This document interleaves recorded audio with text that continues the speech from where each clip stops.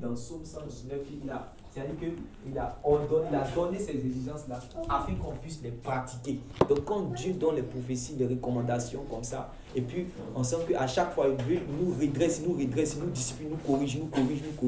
Acceptons en tant que des enfants qui acceptent réellement la discipline de leur Père, parce que c'est pour qu'on puisse devenir meilleur. Amen. C'est pour qu'on puisse devenir meilleur. Si vous lisez par exemple dans 2 Pierre chapitre 2 Pierre chapitre 1 là, il y a un passage là-bas dans 2 Pierre chapitre 1, vous allez voir quelque chose. 2 Pierre le chapitre 1. Disons à partir du verset 4 jusqu'à 10. 2 Pierre chapitre 4 verset 2 Pierre chapitre 1 verset 4 jusqu'à 10. Je veux que quelqu'un qui a la version comme Seigneur, parole de vie, les versions plus.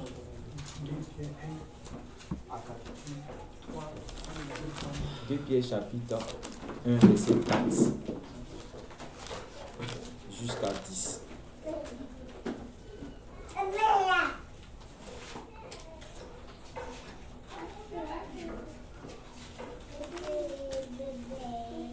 Regardez ce qui est écrit là-bas, oui.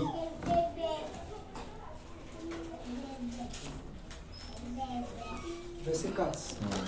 Il dit, lesquels nous assurent de sa part les plus grandes et les plus précieuses promesses, afin que par elles vous deveniez participants de la nature divine, en fuyant la corruption qui existe dans le monde par la convoitise. Et à cause de cela même, faites tous vos efforts pour joindre à votre foi la vertu, à la vertu la science, à la science la tempérance, à la tempérance la patience, à la patience la piété, à la piété l'amour fraternel, à l'amour fraternel la charité. Car si ces choses sont en vous et y sont avec abondance, elles ne vous laisseront point oisifs ni stériles pour la connaissance de notre Seigneur Jésus-Christ. Mais celui en qui ces choses ne sont point est aveugle, ne voit pas de loin, et il a mis en oubli la purification de ses anciens péchés. Verset 10. C'est pourquoi, frères, appliquez-vous d'autant plus à affermir votre vocation et votre élection, car en faisant cela, vous ne broncherez jamais. C'est ainsi, en effet, que l'entrée dans le royaume éternel de notre Seigneur et Sauveur Jésus-Christ vous sera pleinement accordée. Amen. Oui, la sœur Yasmine, vas-y. Ainsi, nous bénéficions des dons infiniment précieux que Dieu nous avait promis. Il a voulu par ces dons vous rendre conformes au caractère de Dieu, vous qui avez fui la corruption que les mauvais désirs font régner dans ce monde. Pour cette raison même, faites tous vos efforts pour ajouter à votre foi la vertu, à la vertu la connaissance, à la connaissance la maîtrise de soi, à la maîtrise de soi l'endurance dans l'épreuve, à l'endurance la piété, à la piété l'affection fraternelle, et à l'affection fraternelle l'amour. Car si vous possédez ces qualités, et si elles grandissent sans cesse en vous, elles vous rendront actifs et vous permettront de connaître toujours mieux notre Seigneur Jésus-Christ. Car celui à qui elles font défaut est comme un aveugle, il ne voit pas clair. Il a oublié qu'il a été purifié de ses péchés d'autrefois. C'est pourquoi, frères et sœurs, puisque Dieu vous a appelés et choisis, faites d'autant plus d'efforts pour confirmer cet appel et ce choix. Car si vous agissez ainsi, vous ne tomberez jamais. Ainsi, vous seront grandes ouvertes les portes du royaume éternel de notre Seigneur et Sauveur Jésus-Christ. Amen. Amen. Donc voilà l'apôtre Pierre qui demande aux disciples qui sont déjà dans le Seigneur, qui ont déjà cru au Seigneur, qui sont sauvés parce qu'ils ont été baptisés, ils ont reçu l'Esprit de Dieu. Mais l'apôtre Pierre leur demande d'aller plus loin encore. Amen. dit d'aller encore plus loin. Comme j'ai l'habitude de dire que nous sommes sur le chemin, il y a la vérité et la vie. Jésus est le chemin, la vérité et la vie. Donc Jésus nous positionne en fait sur le chemin qui mène à la vie. Mais ce n'est pas parce que tu es positionné sur le chemin qui mène à la vie que tu as déjà saisi la vie. La vie là est une promesse pour ceux qui sont sur le chemin. Et ceux qui sont sur ce chemin doivent courir de sorte à aller saisir réellement cette vie. Béni soit Dieu notre Père de ce que nous avons saisi cette vie, mais de manière spirituelle. Et c'est cette espérance, c'est cet état des choses, de ce que nous avons saisi cette vie de manière spirituelle qui nous amène déjà à marcher déjà comme si c'est-à-dire que nous sommes en possession de la chose. C'est pour cela que la Bible dit que nous sommes sauvés en espérance. Et l'apôtre Pierre donne maintenant les qualités à avoir qu'on doit ajouter sur la foi au Seigneur Jésus. Amen. Il a donné plusieurs qualités. Et hier, j'ai insisté sur une qualité aussi qu'on appelle la discipline. Et puis je nous ai dit quoi? Je nous dis en réalité que ici nous sommes réunis là, notre but c'est quoi? Notre but, nous tous ici, c'est quoi? La finalité pour nous. J'ai dit le but, l'objectif à atteindre pour nous. C'est quoi? C'est d'entrer dans le royaume de Dieu. Amen. Amen. Vivre éternellement avec Dieu. Voilà, c'est la raison pour laquelle nous sommes là. Voilà. Si cet objectif-là n'est pas là parmi nous, alors chacun va retourner à la maison. Mais c'est parce que nous sommes conscients que c'est ça qui est notre objectif que nous devons atteindre, que nous devons entrer dans le royaume de Dieu. C'est pour cela que nous croyons la parole que le Seigneur Jésus a dit. Que servirait-il à un homme de gagner tout le monde s'il perdait son âme? Autrement dit, il gagne tout le monde et puis il n'arrive pas à entrer dans le royaume de Dieu. Vous comprenez? Lorsqu'il a donné cette parabole-là, où il y a cet homme-là qui est parti dans un champ et puis il a découvert un trésor. Quand il a découvert le trésor, il a calculé les biens que lui il a déjà à la maison. Puis il a vu que le trésor-là est plus valeureux. Donc il a décidé d'aller prendre tout ce qu'il possède dans la maison, il allait vendre cela. Il a eu l'argent pour venir acheter le champ où se trouve le trésor. Jésus est en train de nous montrer ici, c'est quoi le royaume de Dieu. Il a découvert que le royaume de Dieu est bon. Amen. Il a découvert ce trésor-là. Il a préféré perdre tout pour gagner le royaume de Dieu. Amen. Pour gagner le royaume de Dieu. Donc, si nous savons que nous voulons entrer dans le royaume de Dieu et que c'est notre objectif à atteindre, nous devons nous discipliner pour pouvoir atteindre cet objectif. Parce qu'on ne peut pas avoir d'objectif dans la vie et puis atteindre cet objectif-là sans une discipline. C'est pas possible. Tu sois footballeur, tu sois basketteur, tu sois coureur, tu sois boxeur, tout ce que tu fais, tu sois médecin, nous tous ceux qui étaient par exemple dans une position basse et puis qui sont arrivés au sommet, se sont imposés eux-mêmes une discipline pour arriver à ce niveau. Ils avaient un rêve. Ils ont dit que voilà mon rêve. Moi, mon rêve, c'est un jour d'arriver, comme on appelle ça même, en Italie. Un jour d'arriver aux États-Unis. Même si je dois passer par la mer, où ils ont dit qu'il y a les requins dans la mer là, moi, ce n'est pas mon problème. Je vais faire tout pour que je puisse y arriver. Vous voyez? Donc, malgré, il met les moyens à sa disposition. Il se donne les moyens pour pouvoir atteindre cet objectif qu'il a fixé. Il a dit que ça, c'est son rêve, ça, c'est son but à atteindre. Et je vous ai dit qu'on ne peut pas arriver réellement à atteindre son objectif sans une discipline.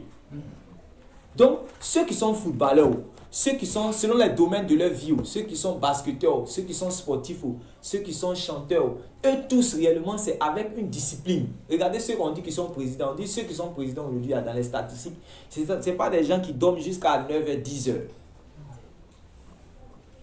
Pour qu'on dise que lui c'est Barack Obama, Et puis là, c'est Donald Trump, tout et tout, et puis il dirige le pays là. On dit dans les statistiques, là, les gens qui font les statistiques, qui étudient un peu comment on appelle ça, mais les hommes, là, les gens des ressources humaines, voilà, qui étudient un peu les choses.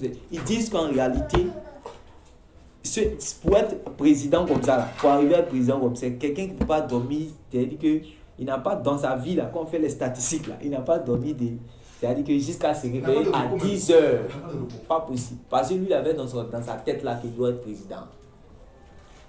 Vous comprenez? Donc il s'est privé de beaucoup de choses, Il y a beaucoup de choses. Mais lui, il avait pour objectif. Est-ce qu'il n'a pas atteint son objectif?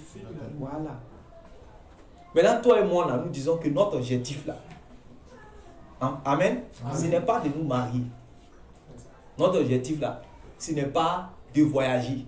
Notre objectif, ce n'est pas de travailler. Notre objectif le plus grand, c'est d'entrer dans le royaume de Dieu. Amen. Ça veut dire que même si je ne me suis pas marié, et puis je suis rentré dans le... Ça veut dire que même si je ne me suis pas marié là, hein, il faut qu'au moins je puisse rentrer dans le royaume de Dieu. Est-ce que je veux dire par là? Même si je ne suis pas arrivé à voyager là, en tout cas, ce n'est pas grave. Mais au moins là, le royaume de Dieu seulement, il faut que je puisse entrer là-bas.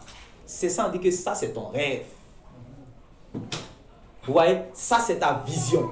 Ça c'est ton objectif. Ça c'est ce que tu veux toucher. Amen. Tu veux rentrer là-bas. Même si tu arrives à perdre des choses sur la terre, à ne pas rentrer dans certaines grâces, à ne pas rentrer dans certaines promesses. En tout cas, Dieu, tu m'as refusé certaines choses, tu ne m'as pas donné certaines choses. Mais il y a une chose que tu ne m'as pas donnée là. Ah, seulement ça, Dieu, ça là, il y a problème. Donc, il va tout faire pour pouvoir rentrer. Et je vous ai dit, et je vous dis encore aujourd'hui, personne ne va pouvoir rentrer dans le royaume de Dieu sans discipline. Personne. Puisque c'est un objectif aussi qu'on doit atteindre. Donc pour rentrer là-bas, on doit s'imposer une discipline. Amen. C'est dans le royaume de Dieu qu'en réalité, nous serons sauvés de manière concrète. Personne ne peut avoir accès, c'est-à-dire rentrer dans le royaume de Dieu, puis il n'est pas sauvé. Personne ne peut rentrer dans le royaume de Dieu et puis régner avec Christ sans être sauvé, ça n'a pas de sens. Là-bas, tu es sauvé. Là-bas, c'est sûr que tu es sauvé. Amen. Donc, comment faire pour pouvoir entrer là? C'est ça aussi. Amen. Comment faire pour pouvoir entrer là? On dit que réellement, c'est-à-dire qu'il faut te préparer pour ça. C'est intéressant. Amen. Il faut te préparer pour ça parce que beaucoup de choses vont faire obstacle. Dans Luc chapitre 13, Jésus est en train de prêcher. Vous lisez à partir du verset 22. Lisons le verset 22, vous allez voir. Luc chapitre 13 à partir du verset 22.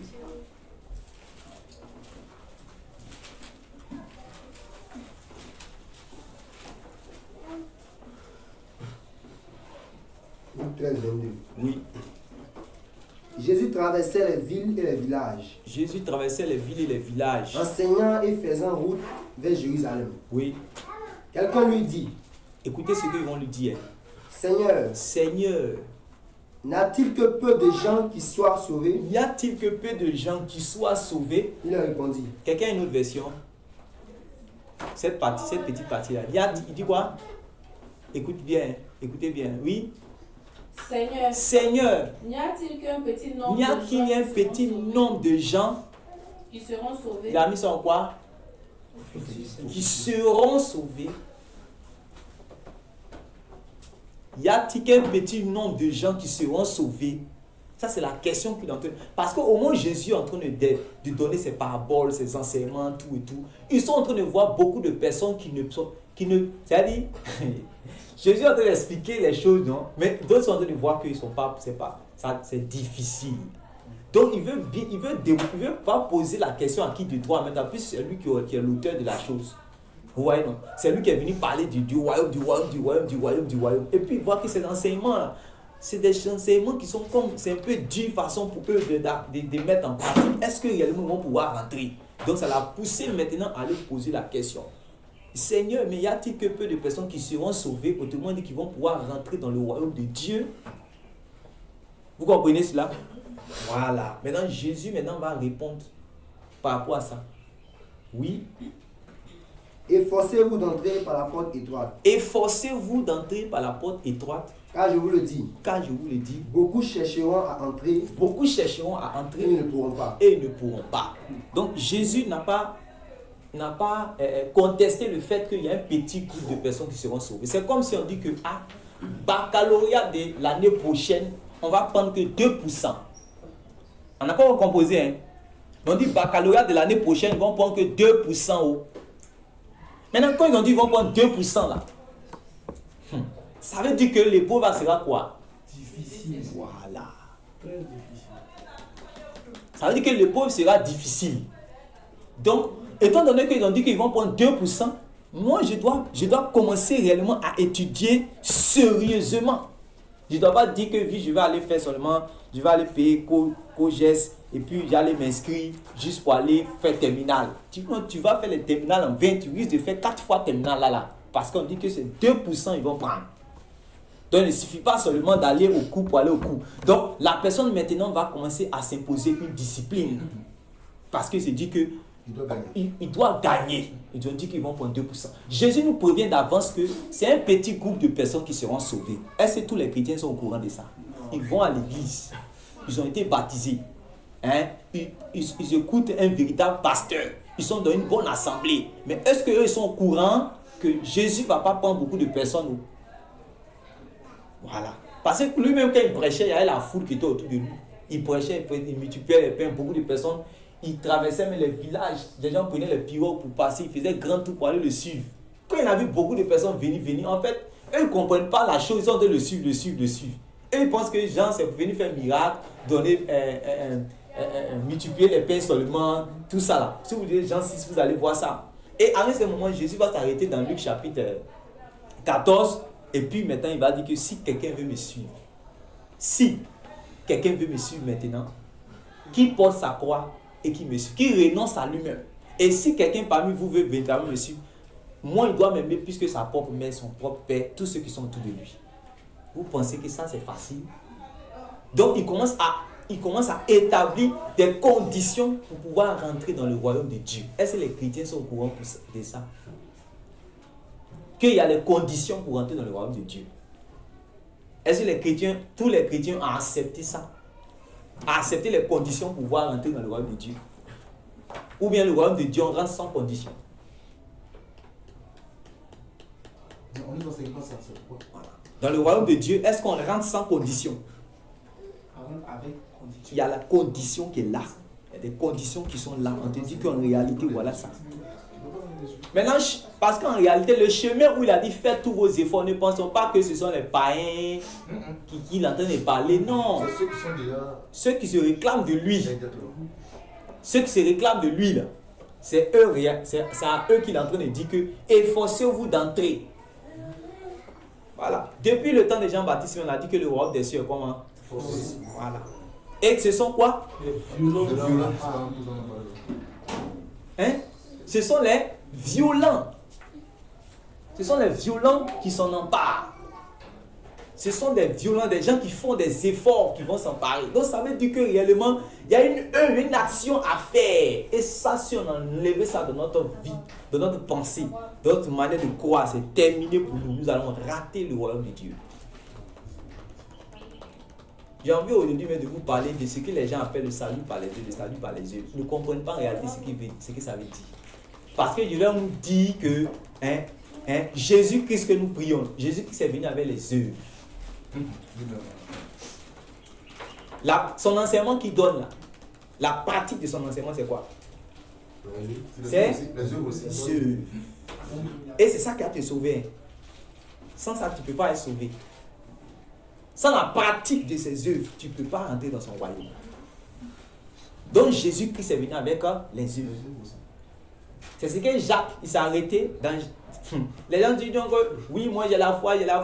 Jacques les regarde, ils sont mauvais, ils ne manifestent pas l'hospitalité, ils sont méchants, ils sont aigris, jaloux, font les mauvaises choses. Et puis il dit que on a la foi, on confesse le Fils de Dieu, on a été baptisé, on va partir au ciel.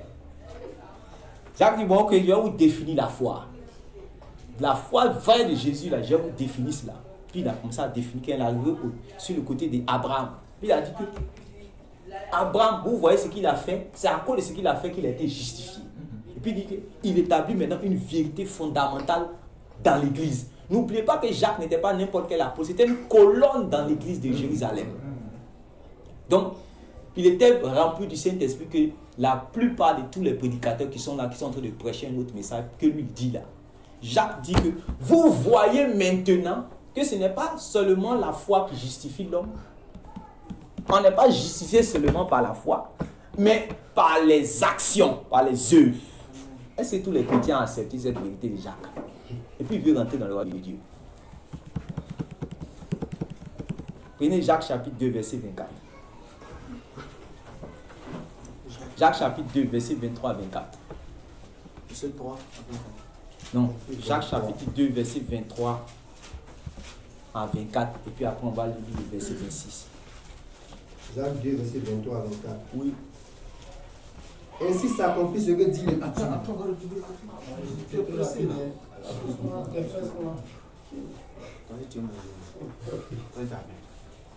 Jacques chapitre 2, verset 23 à 24. Soyez indulgents envers mon frère. Jacques chapitre 2, verset 23 à 24. Oui. Jacques, là, c'est pas dans l'Ancien Testament. Hein.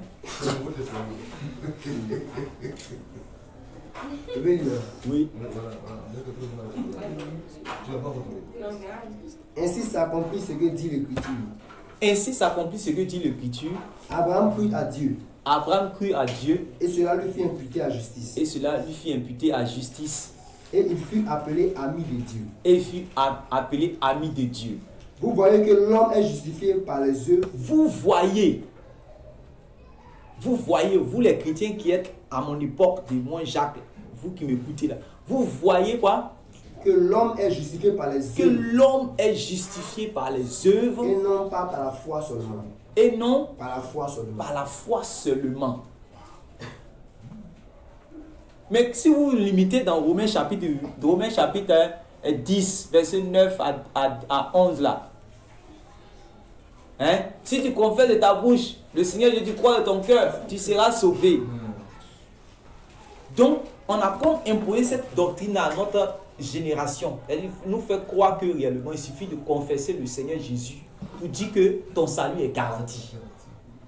Donc, à partir de ce moment, tes actions là, Dieu ne regarde plus à tes actions que tu vas vivre. Ça n'a aucun impact sur ton éternité.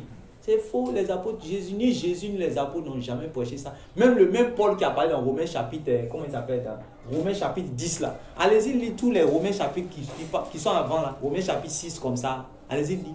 Romains chapitre 6 où il a dit que réellement, comment on appelle ça même, vous avez pour fruit la sainteté et pour fin la vie éternelle. Tout ça, personne n'a compris cela. Et on saute automatiquement sur Romains chapitre 10 pour dire que réellement si tu confesses de ta bouche le Seigneur Jésus, alors tu seras sauvé. C'est ce qui nous arrange.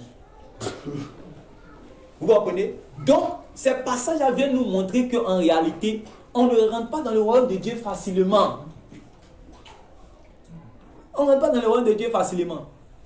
Nous avons vu que réellement, ce sont les violents qui s'en emparent. Est-ce que cette parole-là s'est déjà rentrée dans ton âme? Ce sont les violents qui s'en emparent. Et Jésus a confirmé ce ministère qui a dit ça. Jean-Baptiste dit que c'est un véritable prophète. Parmi tous les prophètes là, c'est lui. Donc ce qu'il est en train de dire, que le royaume des cieux là, ce sont les violents qui s'en emparent. C'est forcé. C'est forcé. Et Jésus est venu confirmer dans Luc chapitre 13 qu'on a lu tout dessus. Où il dit d'aller faire des efforts à faire. Des efforts à faire. Quand on parle d'efforts, on parle d'action, on parle d'actes, on parle d'œuvres. Amen. Maintenant, pour que tes œuvres là soient de bonnes œuvres, soient des œuvres qui sont attachées à une récompense, à une félicitation de Dieu, il faut que ces œuvres là soient disciplinées. Sinon, tu vas agir pour agir. Et si tu agis mal, tu vas commettre l'iniquité. Parce que, n'oublions pas une chose, nous tous, nous allons un jour comparaître devant Dieu. Amen. Où l'apôtre Paul et les apôtres ont dit que nous allons aller là-bas et nous allons comparaître et nous allons rendre compte de tout ce que nous avons pensé, de tout ce que nous avons fait, de tout ce que nous avons dit. Amen. Donc par rapport à là, tu dis que puisqu'il doit comparaître. Quand il va comparer devant lui, il va me dire que rentre ou bien ne rentre pas. Parce que tu dois comparer devant lui avant que tu vas pouvoir rentrer. Et voilà les choses qui vont examiner tes pensées, tes paroles et tes actions. Donc ça veut dire que il faut que je puisse traiter ce côté-là. Discipliner mes pensées, discipliner mes paroles, discipliner mes actions. Il ne suffit pas seulement de dire que je confesse le Christ, sans discipliner tes pensées, ni tes paroles, ni tes actions, pour dire que tu as rentré. Voilà pourquoi plusieurs vont rentrer. Quand ils vont arriver devant, où on doit comparer, quand on va arriver devant. Comme ils ont vu que et leurs pensées, et leurs actions, et leurs paroles ne peuvent, c'est-à-dire qu'ils ne sont pas dignes. Vous voyez, devant Dieu, ils vont commencer à dire ce qu'ils ont fait comme miracle. Alors, voilà le miracle que j'ai fait. Voilà la prière que j'ai fait. C'est pas toi qui m'as exaucé là. Quand il y avait prié, tu m'avais exaucé, non? Tu m'avais béni, non? Voilà, ils vont commencer à dire des choses pour pouvoir rentrer dans le royaume de Dieu. Comme Jésus dit, plusieurs chercheront à entrer, mais ils ne pourront pas. C'est-à-dire, Jésus, pendant notre de parler, il voit la fin du monde. Il voit ce qui va se passer à la fin. C'est lui qui a été établi en tant que juge, donc il est à la fin. Il voit. Et il dit que plusieurs, ce jour-là, vont chercher à entrer et ils ne pourront pas. Nous, on nous donne une information sur ce qui va. C'est comme si, comme j'ai dit tout à l'heure par rapport à baccalauréat, c'est comme si vous êtes au courant, votre oncle est dans le gouvernement et puis il est dans où on passe le concours, je ne sais pas comment on appelle ça, à la déco. Puis dit que le gouvernement a dit que ça, à cause des situations, on doit prendre que 2%. Toi, tu es informé, ton parent t'avait la déco, tu es informé, avant que le concours arrive, que ces 2% ils vont prendre. Ça veut dire que toi, tu dois bosser dur. Tu vas bosser dur. Vous comprenez? On a dit tous, on nous a tous dit que allons à l'école et puis nous allons réussir. Tous on nous a dit. Ils ont dit à tous ceux qui vont à l'école aujourd'hui que là à l'école vous allez réussir, vous allez devenir technique, vous allez devenir comment on appelle ça même, technicien, médecin, comment on appelle ça, président, ministre, tout et tout. Vous allez réussir dans la vie, tout et tout. Mais nous voyons que dans la pratique, est-ce que c'est tout le monde qui devient médecin, tout le monde qui devient fonctionnaire, tout le monde qui devient président, tout et tout dans la pratique? On a vu des personnes qui n'ont même pas pu terminer cette école-là. Ils ont commencé, après réellement ils ont arrêté. Ils ont commencé, ils ont arrêté. C'est-à-dire qu'on peut faire les bancs en vain. C'est ce que l'apôtre Paul maintenant va dire dans 1 Corinthiens chapitre 15, qu'on peut croire aussi en vain. L'apôtre Paul va montrer qu'on peut croire en vain. Il y a un jour où nous allons savoir que la chose la plus importante pour nous, c'est d'entrer dans le royaume de Dieu. Il y a un jour seulement. En fait, le jour que Jésus a parlé là, où Jésus a dit, ce jour-là, plusieurs viendront. Ils vont dire, n'est-ce pas nous qui avons ce jour-là, c'est un jour qui est placé pour nous tous. En fait, en réalité, nous en tant qu'enfants de Dieu, nous avons deux chronos devant nous. Il y a le chrono de Dieu. Ouais, le chrono de Dieu qui est marqué par l'avènement du Seigneur Jésus. Quand il va venir, c'est terminé. C'est-à-dire que l'histoire de l'humanité est déjà scellée, les choses vont commencer. Il n'y a plus de temps maintenant, on va commencer à détecter, puis c'est terminé pour rentrer dans le royaume. Vous comprenez? Ça, c'est le chrono de Dieu. Quand dans 1 Thessaloniciens chapitre 4, et puis dans 1 Corinthiens chapitre 15, on parle de la trompette. Ça, c'est le chrono de Dieu. Maintenant, avant ce chrono, il y a un autre chrono. C'est le chrono, c'est le temps que nous avons sur cette terre. Le temps que nous avons pour vivre en séjour sur cette terre-là. Notre séjour terrestre. Mais le problème, c'est qu'on ne sait pas à quel moment que ça finit. Ou le chrono avec tac, tac, puis ça ne bouge plus, tu n'entends plus. Ça veut dire que quand c'est comme ça, ton âme est sortie de ton corps comme ça. C'est terminé. Puis tu es sorti et automatiquement tu vas comparaître. Or, beaucoup ne savent pas que ce sont les païens qui ne savent pas que c'est-à-dire qu'on quitte le monde comme ça. Eux, c'est dit que les païens pensent que du moins on quitte le monde comme ça, alors que les chrétiens savent qu'on ne quitte pas le monde comme ça. On se prépare pour aller à la rencontre de Dieu. Le païen, c'est quand réellement il va comparer, il va rentrer dans l'éternité, que maintenant il va commencer à faire les gymnastiques, les efforts. Je veux rentrer, comme lui qui a le monsieur riche là, avec Lazare, l'histoire de Lazare. C'est maintenant il veut commencer à faire les efforts. Non, si je veux rentrer, c'est-à-dire qu'ils veulent maintenant chercher à rentrer, mais ils ne peuvent pas. Alors que nous, la sagesse, on nous demande de faire maintenant l'effort là. C'est maintenant. Pour ne pas que après on fasse. C'est-à-dire quand tu vas faire les efforts ici là, tel que tu vas mourir quand ton chrono arrive, c'est un cortège céleste, d'anges célestes qui viennent te chercher. Sans effort. C'est maintenant te dit de faire les efforts, de discipliner ta vie, de discipliner ma vie, pour que réellement si je quitte, un chariot céleste de l'éternel Dieu des armées vienne me chercher, pour me faire rentrer dans la félicité céleste. Voilà. Donc, mais si on te dit que non, il ne faut pas faire les efforts, il ne faut pas te discipliner, il faut laisser, faut rien faire, Tu vas voir qu'un jour l'effort est important. On ne va même pas enseigner ça à quelqu'un. Lui-même va faire tout pour pouvoir rentrer. C'est à cause ça les gens commencent à se justifier. Il dit qu'il veut rentrer. Regardez ce qui s'est passé dans Matthieu chapitre 25. Elles sont venues, elles sont parties chercher l'huile là. Elles sont revenues. Ce n'est pas l'huile là qui manquait. Elles sont parties chercher, elles sont revenues. On veut rentrer. Il a fermé la porte là qu'on baille. Puis c'est tourné, il a passé à autre chose. L'histoire est terminée. Est-ce qu'il y a la suite de l'histoire?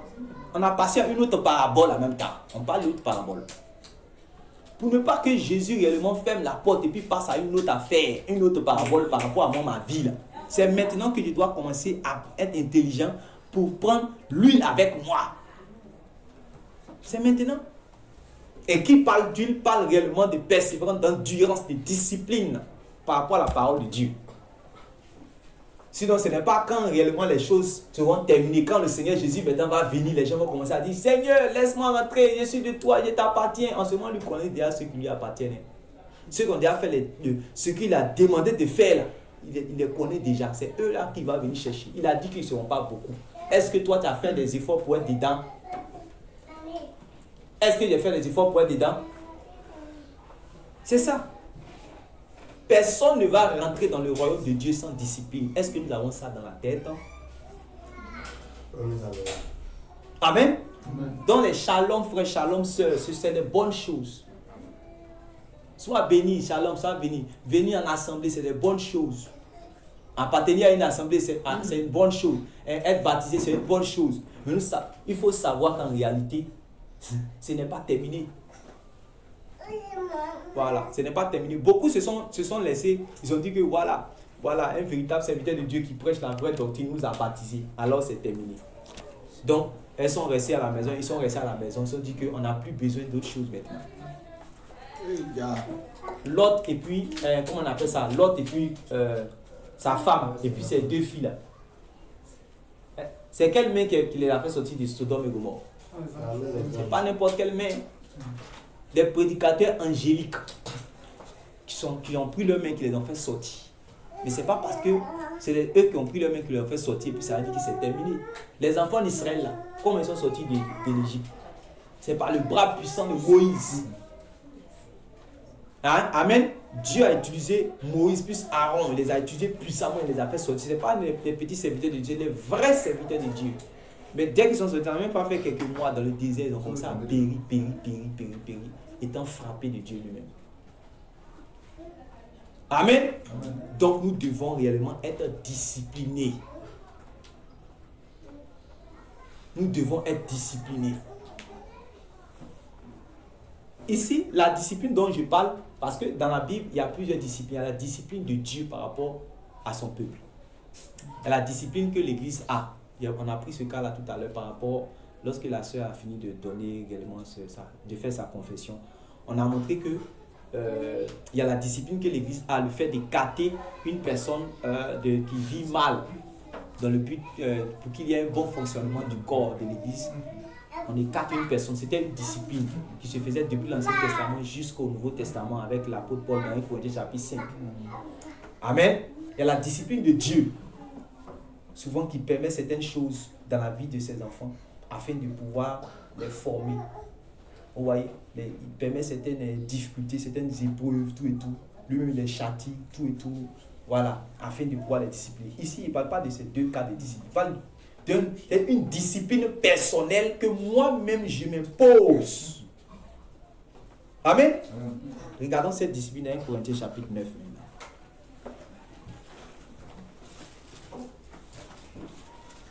1 Corinthiens chapitre 9.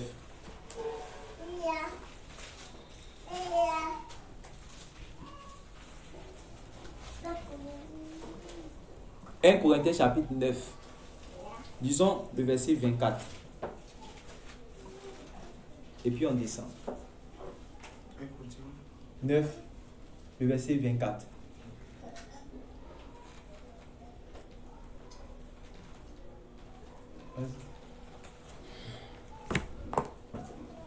Ne savez-vous pas que sur un stade, tous les concurrents courent pour gagner et cependant, un seul remporte le prix? Stop. Dans un stade, tous les concurrents courent pour gagner. Amen. On dit cependant, c'est non qu'un seul qui remporte le prix.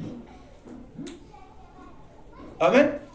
Donc, normalement, c'est en courant qu'on gagne, oui ou non? Oui. Parce que si tu n'es pas sur la piste pour courir, est-ce que tu vas gagner même? Voilà. Donc, Dieu te prend et te met sur la piste. Toi et moi, nous met sur la piste. Mais nous dit que dans ce passage-là, que ce n'est pas parce que tu cours que tu as déjà la couronne là. Parce que dans un stade, quand les gens courent, tout le monde court. Mais c'est un seul qui remporte le prix. Selon qu'il est écrit, il y a beaucoup d'appelés, mais voilà. La parole de Dieu, c'est simple. Donc, il ne faut pas courir pour courir. Il faut courir pour gagner. Maintenant, beaucoup se sont engagés sur le chemin de la croix, sur le chemin étroit, sur le chemin qui mène dans la vie éternelle, sans savoir les clauses, sans savoir la discipline qu'on doit y avoir pour pouvoir continuer. Ils se sont engagés comme ça, par suivisme, par buzz, par mode, par plusieurs choses. Ils sont engagés mais sans savoir. Ils sont engagés juste parce que lui, le prédicateur, là, il a les mystères, il prêche d'une manière. Ils sont engagés à cause de ça. Ils sont engagés parce que, en tout cas, de plusieurs autres manières, mais sans savoir que réellement, c'est ce qui est arrivé en fait aux vierges folles. Les vierges sages savaient que, quand on va là, on dit on va à la rencontre de l'époux, mais on ne sait pas à quel moment il va venir. Donc si on dit qu'on va à sa rencontre là, il fait nuit, ça, on ne sait pas à quel moment il va venir, on marche jusqu'à on va partir. Est-ce que... Donc on ne sait pas à quel moment, peut-être le chemin est loin. En tout cas, attends, je vais mettre, on va prendre avec... Qui a empêché les vierges folles là devant lui? Personne. Personne. C'était le seul défaut. Depuis le départ était bâclé. Il n'y avait pas un accident sur le chemin. Est-ce qu'il y a eu un accident sur le chemin? Non. C'est le départ qui a été bâclé. Elles n'ont pas compris la vie chrétienne avant de s'engager. Elles n'ont pas compris que dans la vie chrétienne, là, on est fidèle à Dieu jusqu'à la fin de ses jours. Elles n'ont pas compris que dans la vie chrétienne, on doit être persévérant. Même dans les mauvais comme dans les bons jours, on doit être toujours avec le Seigneur. Elles n'ont pas compris, elles sont engagées. Les autres ont compris, c'est ça qui est l'huile qu'elles ont pris avec elles avant de partir. C'est ça la sagesse. Amen. C'est ça l'apôtre Paul est en train d'expliquer ici. On est en train de courir, mais tout le monde ne court pas pour courir. Même dans un match de football, de basket, on dit que le but, c'est-à-dire que l'objectif, c'est de marquer le but. Mais c'est quel gars qui va être devant la surface de réparation qui veut tirer juste pour tirer? Je veux tirer pour tirer. Même s'il gagne avec sa main, on refuse parce que c'est pas avec la main qu'il faut gagner. Donc, on ne tire pas pour tirer. Dans sa tête, là, il a déjà pensé à là-bas, avant de tirer. Amen. Donc, nous devons être des chrétiens qui sont engagés sur le chemin étroit pour être couronnés à la fin. Amen. Amen. Pour être couronnés à la fin. En fait, quelqu'un qui a une vision déjà de ces choses-là, sa vie là, on n'a pas besoin de dire, toi, ne fais pas ça, fais ça, ne fais pas ça. On lui dit seulement, toi, tu sais pas, tout ce qu'il peut dire, toi, tu sais pas ce que tu veux. C'est quand il lui dit seulement, et puis il va comprendre tout mon message. Il dit, tu sais ce que tu veux dans la vie. Tu sais pas. Quand il finit de dire ça, il a compris. Il a compris que l'objectif qu'on dit on veut atteindre là-bas, là, et tu as compris, tu veux entrer là-bas. Si tu n'as pas compris là, c'est là pour jouer ta vie. On ne va même pas dire non, toi, fais ceci, toi ne fais pas cela, toi, fais ceci, ne m'en fais pas. Regardez les enseignements du Seigneur Jésus, tout ce qu'il a fait dans les évangiles, c'est pour juste inculquer une mentalité à ceux qui vont croire à son message. Leur inculquer une mentalité. Quand ils vont avoir cette mentalité-là, par exemple, quand il a dit que quand vous partez dans la maison de prière et que vous venez devant l'autel pour donner une offrande et que vous vous souvenez que vous avez à quelqu'un, déposez, c'est-à-dire que là, allez-y directement en même temps. Et puis venez. Ce n'est pas une règle qu'il est en train d'établir. Il est en train de vous dire que faites en sorte de ne même pas avoir c'est-à-dire que des problèmes avec les gens. Voilà l'esprit de la chose. Sinon, ce n'est pas une règle qui est là, qui je viens de poser, et puis je me souviens qu'il est en train de dire que dans ma maison, là, il ne faut pas qu'il y ait ça. Voilà l'esprit de la chose. Quand il est en train de dire aussi que quand l'homme, il vous a été dit que tu ne commettras pas d'adultère, mais moi je vous dis que si quelqu'un regarde une femme pour la convoiter dans son cœur, alors il a commis l'adultère avec elle. Donc, de nous montrer que nous devons chercher à avoir les pensées pures. Amen. C'est un nouveau style de vie qu'il est en train de montrer aux gens. Mais il a placé ce qui va les motiver. C'est-à-dire qu'ils doivent être motivés d'abord à entrer dans le royaume de Dieu. Et quand ils vont voir cette motivation-là, c'est pour cela qu'on a vu on commence à comprendre que le message de ceux qui disent que réellement le salut, une fois sauvé, toujours sauvé, on ne peut pas le saluer, on voit maintenant que c'est un message infernal. Il n'y a aucune motivation même là-dedans. Dieu étant sage, Dieu lui étant sage, il a voulu que les choses soient comme ça. Il a voulu que les choses soient comme ça. Afin réellement de nous emmener, comme les apôtres disaient, à travailler à ce salut-là. Travailler à votre salut avec amusement et distraction. Travailler à votre salut avec amusement et distraction. Dites, travaillez à votre salut avec crainte et tremblement. On est en train de parler ici de la discipline. Oui, continuons maintenant le passage.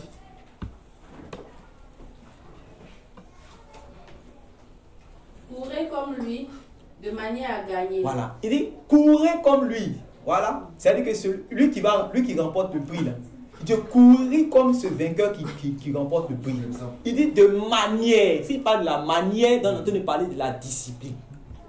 La manière. De manière à remporter le prix. Oui. Tous les athlètes s'imposent une discipline sévère. Oui. Dans tous les domaines pour recevoir une couronne. Oui. Qui pourtant sera bien vite fanée. Oui. Alors que nous aspirons à une couronne qui ne se flétrira jamais. Amen. Vous voyez que ici, à l'époque de l'apôtre Paul, il était en train de voir, puisqu'il y avait les Jeux olympiques, tout et tout. Il y avait les Jeux à cette époque. Les Jeux olympiques, c'est pas où ça a commencé. Depuis là-bas, ça a commencé. Depuis le temps des Grecs jusqu'à Rome, jusqu'à ça continuait. Donc, quand on leur donnait les couronnes, là, c'est des feuilles qu'on mettait. Je ne sais pas si vous regardez. Voilà, on met ça comme ça. Donc, le soleil peut faire ça, c'est cassé, ça, c'est gâté. Donc, il a pris cet exemple pour parler des choses spirituelles. Il dit que eux, leurs couronnes, quand ils vont mettre sur les têtes, après, on dit qu'eux-mêmes, ils s'imposent une discipline, quoi? Sévère. Amen.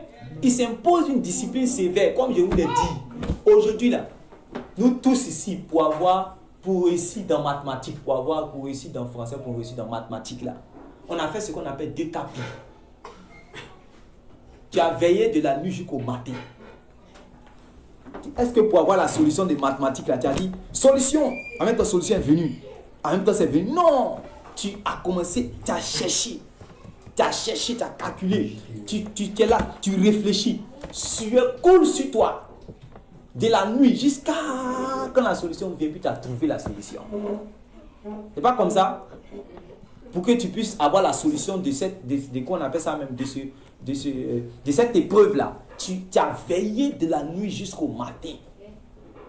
Parce que tu voulais réussir à cette épreuve. Amen. Mais quand il s'agit par exemple de réussir par rapport à un péché qui te fatigue. Or, tu sais que ce péché va m'empêcher d'entrer dans le royaume de Dieu. Est-ce que tu as fait 2 capis de ça? C'est ça la discipline. Hein? Voilà. Je sais que il y a un péché comme l'impudicité qui me fatigue. Et puis non, je cours. Oui, Seigneur, pardonne-moi, je suis faible, mon péché me fatigue. Et puis, c'est quoi dans l'assemblée? Seigneur, mon péché de masturbation, de fornication, mais d'adultère, ça me fatigue. Pardonne mes péchés, compassion de moi. C'est fini. Et puis tu penses que le péché de l'adultère, de la masturbation, de la fornication va te laisser là comme ça. Non, il te laissera pas comme ça. Il te laissera pas. tu dois lutter à lui. Tu dois le terrasser. Toi, tu dois le terrasser. Parce que Jésus t'a donné le pouvoir de cela. Il faut que tu lui montres. C'est ça. Lui connaît que l'autorité de Jésus. Tant que tu ne lui as pas montré l'autorité de Jésus, c'est-à-dire que tu es lui dans la prière quand il te lâche. Amen. Tu luttes à lui quand il te lâche. Mais si tu ne luttes pas à lui pour le vaincre, lui aussi ne te laissera pas. Il va être toi jusqu'à même le jour où tu vas vouloir rentrer. Il va se mettre devant toi et puis Jésus. En toi et puis Jésus. Et il va dire à Jésus qu'il ne rentre pas. Parce qu'il m'appartient. Parce que tous, c'est moi qui l'ai guidé jusqu'à la fin de ses jours. Il ne peut pas rentrer. Il est lié par moi. Jésus ne va pas dire un mot. Jésus ne va pas dire un mot. Parce que sur la terre ici, il t'avait donné sa parole, sa présence, son esprit. Tout pour que réellement tu puisses lutter avec lui jusqu'à le terrasser. N'avez-vous pas lu dans Hébreu, quand ils nous ont dit, vous n'avez pas encore lutté avec le péché jusqu'au sang. Attends, quand vous entendez ces passages, moi je ne sais pas comment on peut. Il dit, vous n'avez pas lutté avec le péché, juste résister avec le péché jusqu'au sang. Mais en fait, le but de quoi? Le but de cela, c'est quoi? C'est-à-dire que ces personnes-là, c'était juste pour rentrer dans le royaume de Dieu. En fait, c'est la chose qui peut nous empêcher de rentrer. Vous voyez, non? Maintenant, c'est-à-dire que si le péché doit nous rentrer, on va lutter à lui jusqu'au sang. Alléluia. C'est ça que Jésus même là, arrivé c'était un moment dans le jardin de Gethsémani. Quand ça a commencé à chauffer, ça, c'est-à-dire que là, il a commencé, on dit son âme même était angoissée. Il a lutté dans la prière jusqu'à la sueur est devenue le grumeau de sang. Pour que la volonté du Père s'impose à lui. Pour qu'il puisse accepter de payer le prix pour nous. Donc il y a un prix à payer pour entrer dans le royaume de Dieu. Amen. Il y a un prix à payer. Et quand on n'a pas compris ces principes-là, c'est ça que ça devient un problème pour nous. On dit non, le brigand qui était à la croix, il était juste à côté du Seigneur Jésus. Jésus a dit, aujourd'hui même, tu vas rentrer dans mon royaume. Alors, et puis, il n'a même pas été baptisé. Facilement comme ça, il est rentré. Qui vous a dit que c'était facile? Souffrance que Jésus a eu là. Souffrance là. Lui aussi, il était dans la même souffrance. C'était chaud sur lui. Et lui qui était à l'autre côté aussi, c'était chaud au point où il dit, mais il est fâché même. Il dit, lui, quand il était sur la terre, il nous disait que oui, il est venu pour nous libérer. Mais le voici maintenant, il nous laisse en train de souffrir maintenant. Si réellement c'est lui qui est le Messie, qu'il nous descende de la croix. C'était chaud sur lui. C'était difficile pour lui. Amen. Amen. C'était difficile pour lui. Il n'arrivait pas réellement à supporter. C'était fort. Donc il prie même, il demande si Jésus est le Messie là. Que Jésus le fasse descendre. Maintenant regardez l'autre. Est-ce que lui il a dit à Jésus pour me faire descendre? Il a supporté ce qu'il va lui faire. En tout cas, comme il a vu qu'il n'a rien fait depuis qu'il est sur la terre là, voilà son dernier jour, il n'a rien fait pour rentrer dans le royaume de Dieu là. Au moins souffrance là, il dit que je mérite ça. Quand Jésus a entendu ça, Jésus dit qu'aujourd'hui, ça appelle ça Jésus aujourd'hui même. Vous pensez que c'est pour rien qu'on a dit aujourd'hui même. Non, il a dit quand ton royaume va venir, ça veut dire qu'il accepte de mourir. Il accepte la croix. Il n'a pas été facile pour lui. Il accepte cette souffrance, cette moquerie, cette nudité, ce brisement, cette humiliation. Il a accepté ça. Il dit que nous méritons. Mais Seigneur, s'il te plaît, quand ton royaume va venir, c'est la chose la plus importante pour nous. C'est la chose la plus importante. Donc il a compris que c'est la chose la plus importante. Parce qu'il savait que Jésus parlait de ça, Jésus parlait de ça, Jésus parlait de ça. Voilà son dernier jour où le souffle va le quitter. Donc il dit souvent ça, je préfère accepter jusqu'à mourir même. Mais le royaume là seulement, je ne dois pas manquer. Jésus dit, aujourd'hui, tu rentres. Je dis aujourd'hui, mais tu rentres. Ça n'a pas été, ne croyez pas que ça a été facile là pour lui, hein? Non. Et je vais vous dire même, l'autre qu'on dit chaque fois, non, il ne faut pas qu'il y ait de l'autre dans ta vie, l'autre c'est la malédiction, ouais, l'autre. Mais bizarrement, quand nous arrivons dans les épîtres, on nous dit que l'autre était quoi? Juste. Il y a où vous expliquer la violence de l'autre. Vous pensez que les anges qui sont venus à Sodome et Gomorrhe, eux voulaient séjourner chez lui? Vous avez bien lu l'histoire? Est-ce que vous avez bien lu l'histoire? Ils ont dit, L'autre a dit, venez, je vais vous laver les pieds, je vais organiser que je vous ai mangé, bien vous mettre à l'aise, tout ça. Ils ont dit quoi? Ils ont dit quoi? Ils disent, on ne veut pas, c'est bon. Et l'autre insista. La violence pour entrer dans le royaume. L'autre insista. Il a forcé même la chose. Il dit que venez, venez, venez. Oh, non, venez, il a insisté. Ça, c'est une image pour dire qu'en réalité, c'est comme ça que les gens vont rentrer dans le royaume de Dieu. Il y a un prix à payer. Amen. Il y a un prix à payer. Jésus, pour nous sauver, là, il a payé le prix. Maintenant, il nous a montré le chemin pour rentrer là. On dit un seul est mort pour nous. Maintenant, nous aussi, nous devons accepter de mourir pour celui qui est mort pour nous. On doit accepter de mourir afin de vivre maintenant pour celui qui est mort pour nous. Lui, il est mort pour nous. On doit accepter de vivre pour lui. Or, vivre pour lui nécessite que toi, tu puisses mourir à toi-même. Ah, le prix qui est là. Parce que tu ne vas plus vivre pour toi-même. Toi-même, ce que tu aimes là. C'est-à-dire les choses, tes penchants, les dispositions de ton cœur, ce que tu aimes faire, ce que tu veux faire, ce qui te pousse, tes manières d'être disposé. C'est-à-dire que ce que tu aimes là, en fait, tu ne seras plus dirigé par rapport à ça. Tu vas renoncer quotidiennement par rapport à ta vie. C'est une souffrance. C'est une croix que tu es en train de porter. Amen. Il y a ce pas de pleurs s'il vous plaît. Ouais, c'est une croix que tu es en train de porter. C'est une croix que tu es en train de porter. C'est une souffrance que tu es en train de subir en vue de pouvoir rentrer. C'est ça la discipline que toi et moi nous devons nous imposer. Amen. C'est ça la discipline qu'on doit réellement s'imposer. Il s'impose toutes sortes de disciplines. Oui, continuons maintenant.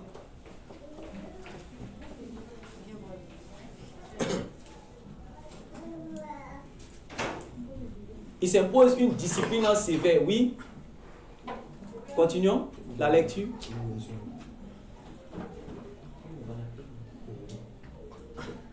C'est pourquoi, si je cours, ce n'est pas à l'aveuglette. Si je cours, ce n'est pas à l'aveuglette.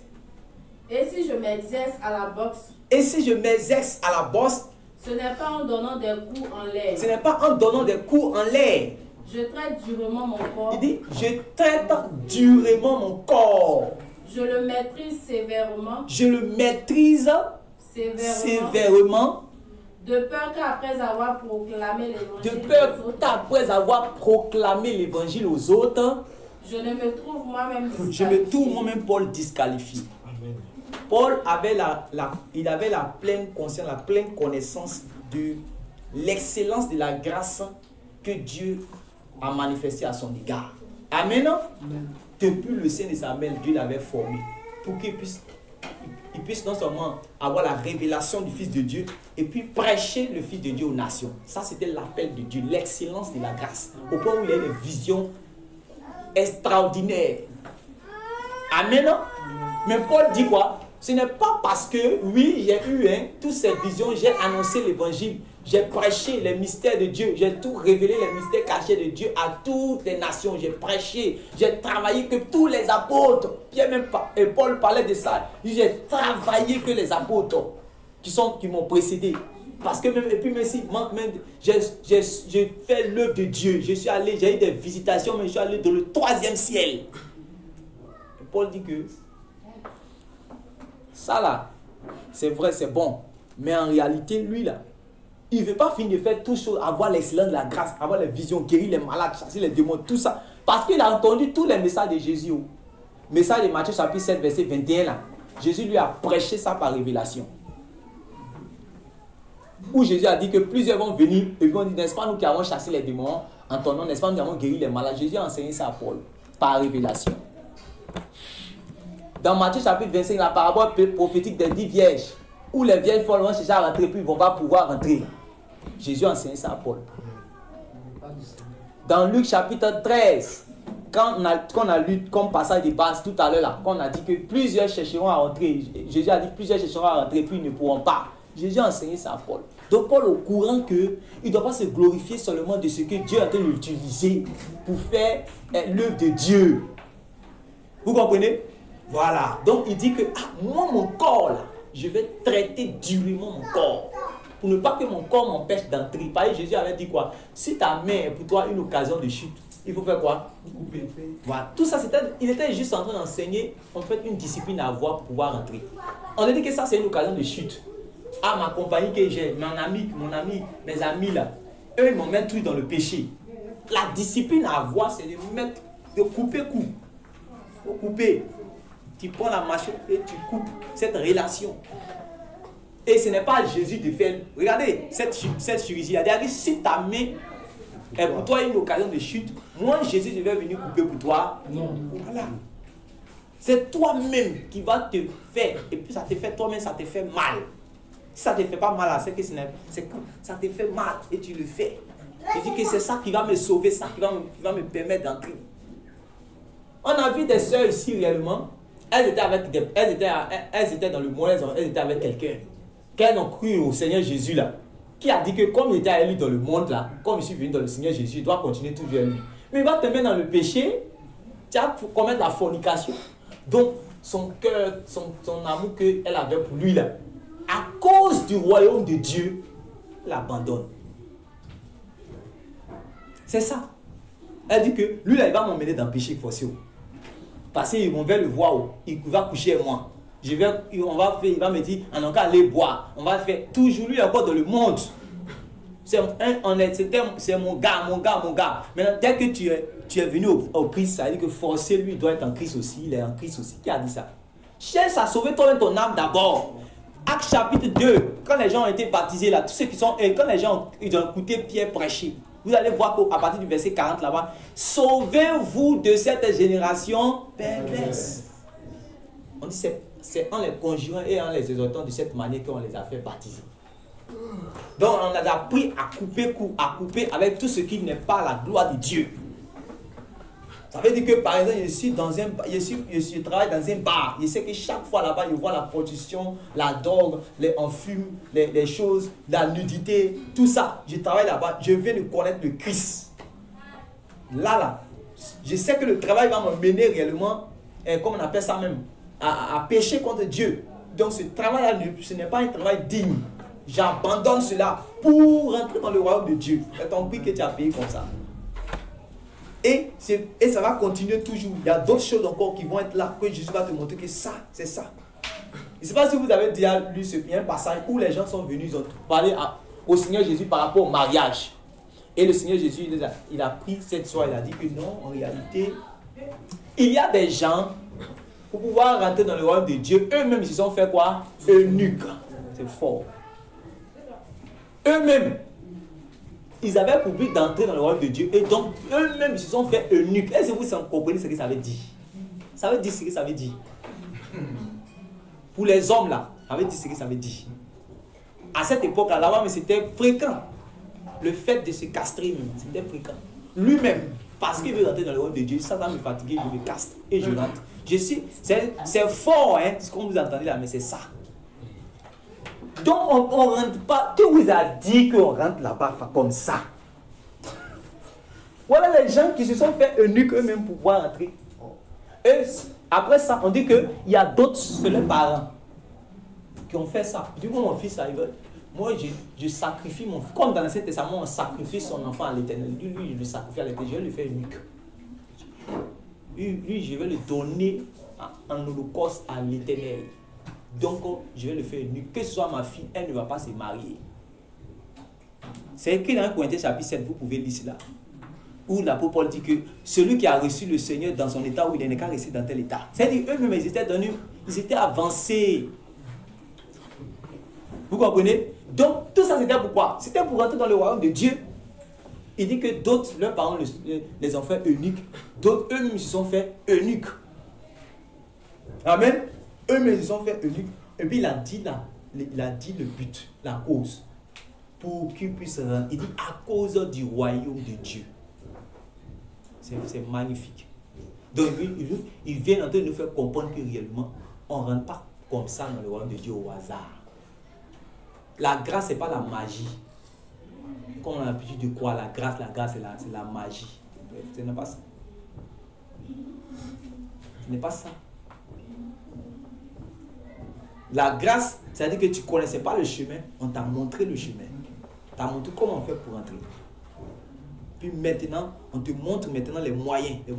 Maintenant, toi, tu dois te discipliner pour ne pas que tes actions là réellement te créent préjudice quand tu vas arriver en bout de piste. Pour ne pas que tes pensées, tout ce que tu penses, ça te crée des problèmes quand tu vas arriver en bout de piste. Voilà pourquoi maintenant tu dois t'imposer comme l'apôtre. Une discipline sévère. C'est pour ça ceux qui devaient gagner, si eux-mêmes ils s'imposent. Regardez, même avant on jouait ballon. Quand on jouait ballon, il y a les gens qui jouaient à sec avant. Eux, voilà mon frère, lui, il jouait ballon avant. Ils ne mangeaient pas tout, on ne mangeait pas tout. Les joueurs professionnels, ceux qui jouent dans les clubs, ils ne mangeaient pas tout comme ça. Souvent, ils disent non, tu vois, c'est malin, il veut faire, il dit non, mon coach a dit non, que non, ça, non, on ne mange pas. Il veut manger souvent, peut-être les spaghettis, il ne veut pas manger des trucs chauds, lourds, bizarres, tout, pareil, ça le rend lourd, et puis ça le rend graissé, donc il ne mange pas les trucs, pareil, il dit que ça allait contre les abdos qu'il fait. On ne comprenait pas ça, après on va comprendre. Quand on a commencé à regarder ballon maintenant à la télévision, on a vu les grands joueurs là. C'est là qu'on a vu qu'ils s'imposaient cette discipline là pour qu'ils deviennent un jour le meilleur joueur du monde. Vous comprenez? Donc il ne mangeait pas tout, il faisait non. Il s'imposait cette discipline pour réussir. Par exemple, lui, c'est son objectif. Maintenant, toi et moi, là, pour nous, c'est le ciel, c'est le royaume de Dieu. Quels sont les moyens que nous mettons? Quelle est la discipline que nous plaçons pour pouvoir rentrer? C'est de ça que nous devons nous poser comme question aujourd'hui. C'est là. Amen. Quels sont les moyens que nous plaçons là? Quelle est la discipline que nous mettons? Donc, c'est comme ça. Et je nous dis que en réalité, quand l'apôtre Paul, par exemple, l'apôtre Pierre, par exemple, parlait de maîtrise de soi, c'est la discipline. Il dit qu'en plus de ta foi, je dis la maîtrise de soi. Et quand il parle de maîtrise de soi, il est en train de parler de la discipline. C'est ça, il dit qu'il y a des gens même là. Ils ne sont pas disciplinés, même dans leur manière de manger, en train de manger comme ça. Ils ne sont pas disciplinés. Tu sens que réellement, lui, il n'a pas la maîtrise de soi. Il va manger avec un manchot. Ils sont assis à table. Manchot là n'a pas de main. Donc, lui, ça sera difficile pour lui de prendre les coups. Lui qui n'a pas la maîtrise de soi, n'est pas discipliné, il va manger tout rapidement, sans miséricorde. Il sera enflé, il va commencer à rôter, mais boulot. Le gars là, son ventre est vide, le manchot là, son ventre est creux, c'est vide. Vous pensez que tous ces détails, Jésus ne regarde pas? Parce que c'est la méchanceté de ton cœur qui a l'œuvre comme ça. Donc souvent là, il y a ces petits discernements ici assis comme ça avec mes frères en train de manger. Je regarde les manières de faire, il sait que lui là, il n'est pas encore brisé, il n'est même pas encore chrétien. Pareil, chrétien a sa manière de manger. On dit qu'on va avoir veillé. Tu sais que réellement tu viens pour prier, pour édifier tes frères. On place un riz et sauce aubergine, riz et sauce arachide, poulet avec un frite, cabato. Il va finir ça tout de suite. Il va finir de manger cabato, après il va manger foutou, après il va manger sauce arachide, aloko, viande, et il est gros et gras. Son ventre est gros. Quand on dit la prière maintenant, il va chanter 2 cantiques, prière, 2 prières, il commence à mettre à dormir. Et vous ne savez pas que ça m'a en fait. Vous ne savez pas que ça m'a en fait. Il dit que quand il parle des essais de table, c'est ça qu'il parle. Un chrétien ne mange pas comme un païen. C'est pas comme ça. Souvent, des fois, on doit venir prêcher. Quand il voit que, souvent la nourriture que ma femme a préparée, c'est bonne nourriture, il doit manger. Bon foutu, elle s'est battue, elle a fait pour qu'il puisse manger. On dit, on avait, en ce moment, il n'y avait pas eu le temps pour voir. Jusqu'à quand il voit que si je mange ça là, ça m'a dit pendant la nuit de prière, je vais entretenir mes frères. J'ai dit, c'est bon. Là, voici qu'elle est là. Je ne mange pas. Parce que c'est ça la discipline, il faut être discipliné. Comme par exemple, vous êtes en prière, on vous appelle de part et d'autre, vous êtes en train de louer, adorer votre Dieu. Vous êtes en train d'écouter l'enseignement, vous êtes en train de prier. Et les gens vous appellent, comme ça, on vous appelle. Bon, vous coupez, vous partez. Vous êtes déconnecté, vous partez, comment on appelle ça même, communiquer, tout et tout. Tout ça, c'est là où on voit si tu es discipliné. Amen. Regardez les choses là, les musulmans qui sont autour de nous. Quand leur heure arrive, surtout dans les pays arabes, non, tu ne peux pas. Quand leur jour même arrive, d'abord mes hommes, ils fait même. Mais maintenant, ici même là, quand on dit qu'il est 13 heures, ouais, quand on dit que les 13 heures, ce sont l'heure de prière. Quand tu vas à la boutique, concentrez-vous sur les enfants. Quand tu vas à la boutique là, si c'est son heure de prière, lui là, il vient, il prie. Toi, tu viens, tu dis que je veux du pain, je veux fromage, je veux tout ce que tu dis, c'est lui qui t'écoute même. Lui, il est là seulement, il fait sa prière, sa prière, son là, il est en train de prier ça. Tu vas, l'autre vient payer encore. On dit que l'autre, c'est lui qui donne l'information. Il est en train de prier, puis l'autre, il attend. L'autre vient encore, 5e personne, on dit, il est en train de prier, vous attendez. Est-ce que c'est ça qui a fait qu'il est mort? Non. Hein? 5 minutes qu'il n'a pas eu, comment on appelle ça même? 5 minutes qu'il a mis tant mort sur son activité. Par exemple, lui, il a dit que lui, il va faire sa prière là. Yes. Mais non, faut dire. Hein? Est-ce que c'est 5 minutes réellement de quoi on appelle ça, mais où il n'a pas vendu là? Est-ce que c'est ça qui l'a tué?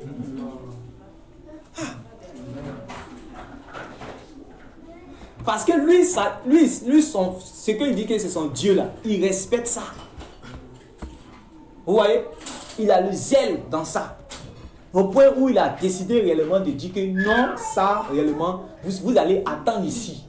Ils sont là, ils sont arrêtés, ils attendent. Il dit que l'autre donne l'information, il dit que il est en train de prier, il attend. Il y a un Godier, on dit qu'il faut attendre. On dit qu'il est en train de prier. Je veux bonnet rouge, on dit qu'il faut attendre, il est en train de prier. Il va finir d'abord. Dieu est en train de nous enseigner par là la discipline. C'est à nous qu'il est en train de prendre ces personnes-là pour nous enseigner. Ça veut dire que nous serons jugés par rapport à ces gens. Ces personnes-là seront comme des personnes qui seront comme des exemples de jugement. Nous qui disons que nous avons le véritable Dieu. Regardez comment nous faisons son œuvre avec négligence. Donc nous-mêmes, nous devons nous imposer une discipline. Quand on voit que par rapport à la prière, je n'arrive pas à prier, qui va te donner, touche, je te donne la prière. Il ne pourra pas faire ça. La seule chose qu'il peut faire, toi, allons-y prier ensemble. À part ça, il ne peut pas te donner. Tiens la prière, la puissance de la prière, je te donne la prière. Le secret de la prière, c'est la prière. La prière. Quand tu viens, tu dis que comment c'est difficile de voir ces choses dans la prière. Tout ce que tu appelles apôtre dans la Bible, tous ont eu ça. Hein.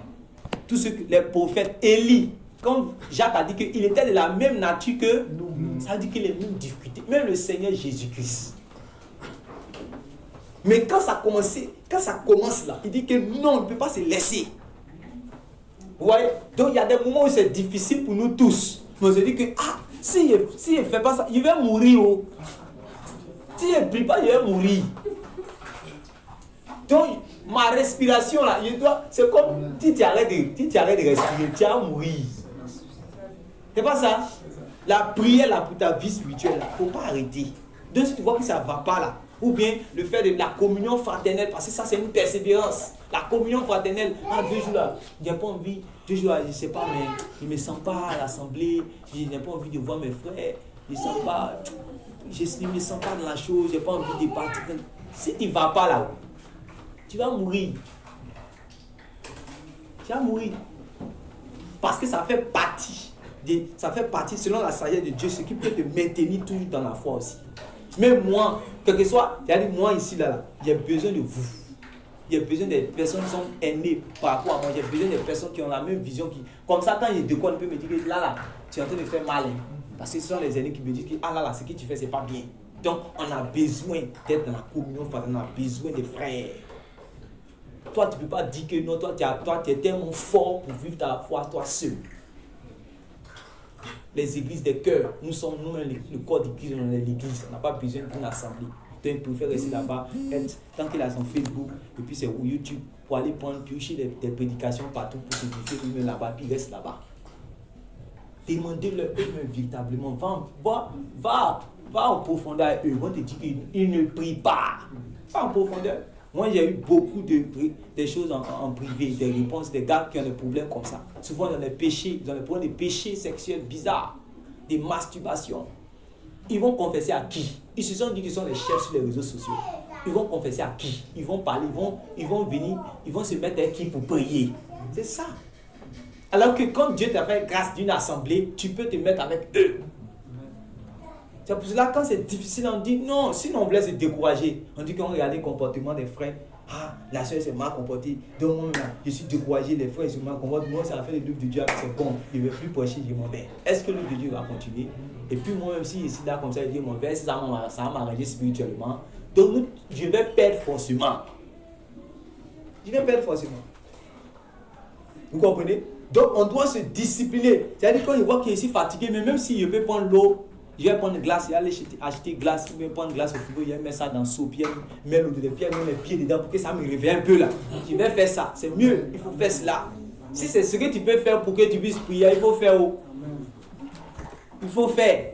C'est ça la discipline. C'est quand tu es discipliné que tu peux réellement, comment on appelle ça en même temps, tu peux faire réellement des dévotions.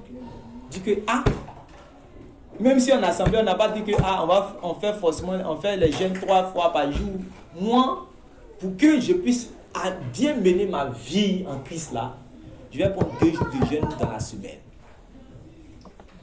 C'est ça qui peut moi m'aider, me connaissant mon propre corps là. C'est ça que je vais faire. Et puis tu fais, je vais prendre un jour de jeûne dans la semaine, je vais prendre 2 jours, je vais prendre 3 jours de jeûne dans la semaine. Et c'est ça que je vais faire. Pour que, quand l'apôtre dit, je traite durement mon corps. Voilà ça, c'est ça. C'est cette partie-là aussi, il y a ça dedans. Vous comprenez? Lui-même, il dit que Dieu me donne 24 heures dans la journée. Mais je passe mon temps seulement à aller sur les réseaux sociaux, à regarder comment on appelle ça même.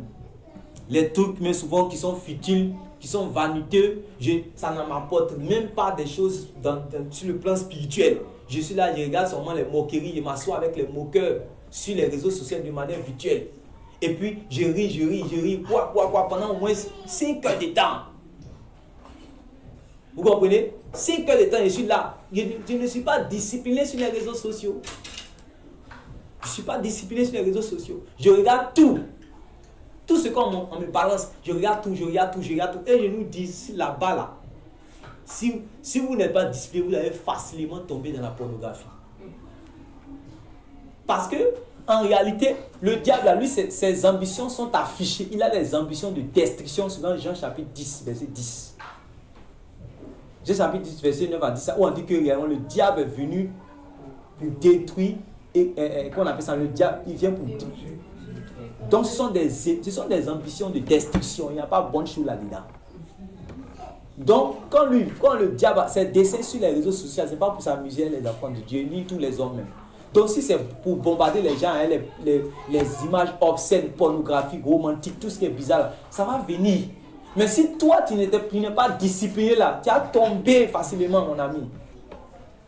Tu vas tomber. C'est ça qui fait que réellement, nous, là, on ne se connecte pas sur les réseaux sociaux comme les païens. Nous, on ne regarde pas tout en tant que chrétiens. Nous, on ne se met pas dans toutes les trucs pour balancer, pour faire les choses. Non! Parce qu'on connaît que Satan ici, là, il peut nous avoir. On sait que réellement, il peut nous avoir là. Donc, il faut réellement le combattre sur tous les plans. Amen. C'est ça qui a fait que réellement, tu ne vas pas. Sinon, si tu n'as pas compris ça, tu vas tomber. Donc, on fuit. Même sur les réseaux sociaux, on fuit, on regarde tel que, tu vois, tu es en train de balancer, tu es en train de faufiler, automatiquement, tu tombes sur les images bizarres. Ta chaîne va te dire, il faut cliquer, tu as regardé, c'est terminé, tu es parti dans la pornographie. C'est parti. C'est parti. Et tu dois maintenant, si tu n'as pas discipliné, toi, tes propres yeux pour dire, même si ce n'est pas écrit dans la Bible, moi je dis à mes yeux, c'est le verset que je donne, je crie.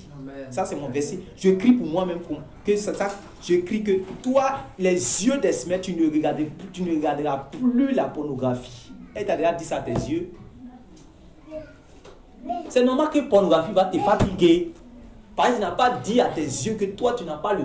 Tu as les yeux pour voir les visions de Dieu. Amen. Tu as les yeux pour voir les mystères de Dieu. Tu n'as pas les yeux pour voir réellement les choses que le diable va vouloir montrer. Non, non, non. Aujourd'hui, je te donne, tu ne regarderas pas l'impureté.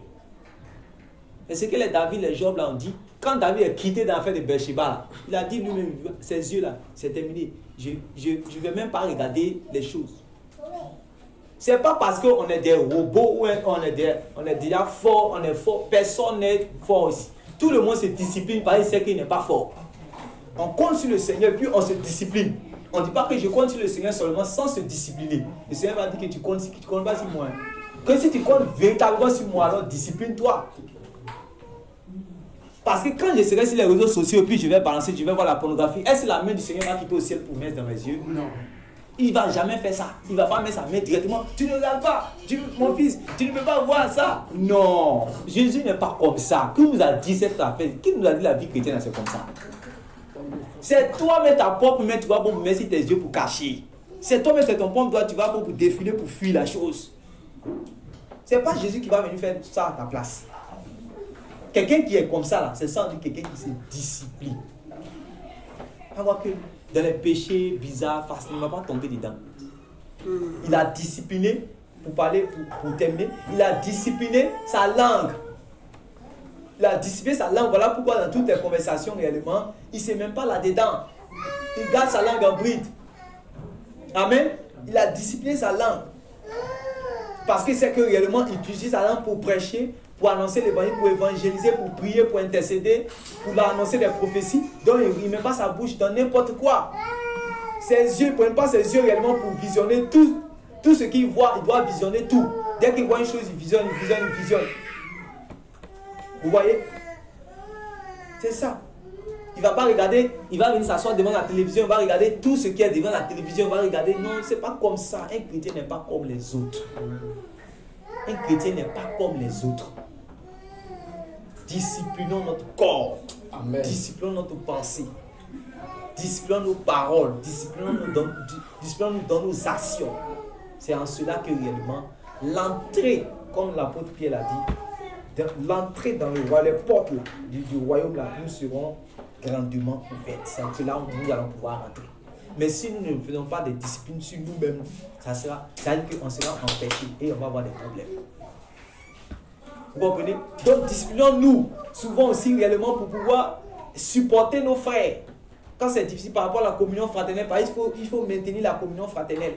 Donc quand tu vois que réellement aujourd'hui la telle personne t'a frustré, t'a fait telle chose, tu dis bon ok non, je ne viens plus, je ne marche plus avec eux. C'est-à-dire que tu as commencé à être guidé par tes sentiments et tes émotions. Alléluia. Il faut quitter ce domaine émotionnel, sentimental. Il faut aller à l'esprit. C'est ça qui fait que réellement, quelles que soient souvent tes blessures, les choses là, tu arrives à supporter ça, à dépasser cela et puis aller dans l'esprit. C'est ça qui te permet de pouvoir supporter les autres, patienter. C'est ça. Sinon, s'il n'y a pas ça, tu ne pourras pas. Ouais, on a besoin réellement de discipline à ce niveau. On a tous besoin de discipline. Sinon, c'est-à-dire, même au niveau aussi de l'heure, quand on dit qu'on doit se réunir ici, on dit qu'on va prier à comment on appelle ça? À 9h, on a réunion. On dit on nous dit que oui, si les réseaux sociaux souvent bien partout, les gens prêchent partout, que non, les chrétiens, ce sont les chrétiens adorent le dimanche, ou bien comme ils se réunissent les dimanches, qu'on ne doit pas se réunir les dimanches, que oui, les chrétiens adorent le dimanche. Ici, à qui adore le dimanche? Toujours adore. Qui adore le dimanche? Mais, est-ce que vous savez que le jour, ou bien l'heure ou le jour que vous avez décidé de vous réunir là, c'est un jour qui est sanctifié et c'est une heure qui est sanctifiée. Est-ce que vous êtes au courant aussi de ça dans la parole de Dieu? Amen.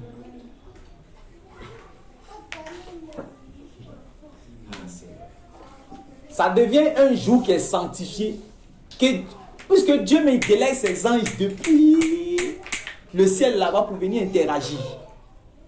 Donc ça veut dire que la chose a commencé à intéresser le grand Dieu. Et puis quand ça s'est fait avec négligence, vous pensez que lui en haut là-bas, puis il est content. Non, il n'est pas content. Donc ça devient une solennité. Ce n'est plus quelque chose de normal. Ça devient une solennité. C'est pour cela les chrétiens, quand le jour où ils avaient décidé de pouvoir se réunir, ceux qui avaient dit que en fait c'était le premier jour de la semaine, parce que le premier jour de la semaine, c'est là que le Seigneur Jésus était ressuscité. Donc ils ont décidé de se réunir le premier jour de la semaine, qui est une journée dominicale qu'on appelle dimanche. Vous comprenez? Donc, quand ils ont décidé de se réunir ce jour-là, quelle que soit l'heure qu'ils vont décider là, Dieu, il prend tout cela, il est au courant de tout, il est au rendez-vous. Donc, on ne peut pas prendre la chose réellement à la légère pour dire que bon l'essentiel est de venir, il veut venir à 11h, à midi, je vais traîner le pas. Les dispositions de ton cœur vont impacter, depuis que tu es à la maison, les dispositions de ton cœur vont impacter la réunion. Amen. Donc, depuis à la maison, depuis la semaine, jusqu'à avant la veille, il faut que tu aies de bonnes dispositions, il faut que tu te prépares pour ce jour. Parce que tu as réservé ce jour-là, cette heure-là pour Dieu. Donc ça devient une journée, une heure consacrée. Il faut qu'on soit enseigné sur ces choses. Ça devient une heure, ça devient un jour qui est consacré pour nous. C'est pas comme ça, c'est-à-dire que c'est pas, comme on appelle ça, on se lève comme ça et puis on fait les choses sans préparation. Non, non, non, non, non. C'est quand on est discipliné, on fait les choses dans l'ordre. Amen.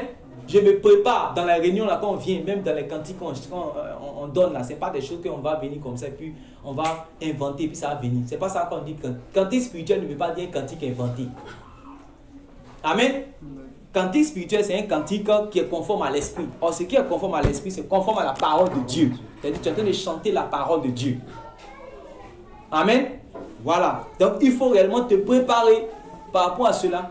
Ce n'est pas quand on va venir ici maintenant, on va commencer à savoir qui va donner, on va commencer à se regarder. Ah, si je sais que moi je suis une sœur, je peux conduire réellement. Conduire là, ça ne veut pas dire que c'est toi qui chantes à la place des chrétiens. Qui a dit qu'on ne peut pas conduire, on ne peut pas conduire les cantiques dans l'église? On conduit les cantiques dans l'église. Mais ça ne veut pas dire que c'est toi qui est professionnel, comme ça se passe dans les dénominations où je suis la professionnelle qui est là et puis les autres sont des amateurs. Non, non, c'est pas comme ça. Mais il faut conduire la chose, il faut conduire pour que ça soit bien fait. Parce que c'est une offrande qu'on est en train de donner à Dieu. On ne donne pas n'importe quelle offrande à Dieu. C'est pour ça qu'il faut se préparer. Il faut apprendre les cantiques. Il faut qu'on apprenne les cantiques. Il faut qu'on apprenne les cantiques. Depuis la maison, il faut qu'on se donne. Il faut qu'on se donne là-dedans. Les sœurs, les frères. Ce n'est pas une chose à négliger. C'est un ministère. C'est un service. C'est une adoration qu'on est en train de donner à Dieu. Ce n'est pas quelque chose qu'on va faire comme ça à la légère. Quand quelqu'un est réellement en train de présider une réunion, c'est quelque chose qu'il doit se préparer par rapport à cela depuis un temps. On nous dit non que oui, pour qu'un message soit authentifié selon l'esprit, il ne faudrait pas que le prédicateur puisse écrire les choses qu'il a déjà notées puis va commencer à lire. Qui vous a dit cela? Que non, que quand le frère Ismaël ou un prédicateur va venir et qu'il va écrire les choses et qu'il est en train de lire ce qu'il réellement il a écrit là. Pour pouvoir prêcher là, ça veut dire que comme il a pris cahier et puis il a pris support, ça veut dire que c'est Chanel qui a dit ça. Ça c'est écrit où? Quand vous lisez les épîtres là, les épîtres ont été écrits par Paul, non? Pour envoyer à qui? Après ils envoient ça aux évêques. C'est aux évêques que ça vient d'abord, puis eux qui lisent pour les autres. Donc c'est l'enseignement que la sainte doctrine là, eux on dit que il faut donner aux gens qui sont capables de quoi? Donc c'est comme si ce que nous on a, ce qu'il a écrit ici là, il leur donnait, c'était des lettres, c'était pas la Bible. Amen. C'était les parchemins on donnait, puis eux ce que l'apôtre Paul a dit, ils donnent plus d'explications, ils expliquent ce que Paul a donné là, comme doctrine, ils expliquent ça aux gens. Donc ils prenaient des supports pour lire. On a dit qu'il n'y a pas l'esprit de Dieu quoi, parce qu'il n'a plus le support pour lire. Non. Souvent on est en train de combattre les choses que Dieu ne nous a même pas appelé à combattre. Alors qu'il y a les choses plus difficiles à combattre, ou bien on dit non que il y a une table ici, ou bien il y a une chair. Pourquoi il y a une chair dans l'église, dans la maison de Dieu? Pourquoi il y a une chair qui est là? Donc ça veut dire que Dieu n'est pas là parce qu'il y a la chair. Non, quittons ce domaine-là. Il y a où on doit travailler là, allons-y là-bas. Quittons ce domaine de non, où il y a la table qui est là, il va te poser quelque chose dessus encore. Comme ça on dit que c'est lui qui est là, tout. Non, ou bien les chaises sont disposées comme ça, rangées. Tout le monde, on n'est pas comme on est assis comme ça, mais on dit que tout le monde est là comme ça, et puis le prédicateur ici. Donc, le message là, on va pas, c'est Chanel, non, qui tombe. Dieu, Jésus-Christ de Nazareth là, il n'a rien à voir avec ces choses-là. Il nous attend, où il nous attend la pratique là, c'est là-bas on a qu'à aller. Amen. Voilà, dans la mise en pratique de sa parole, c'est là-bas il nous appelle à être.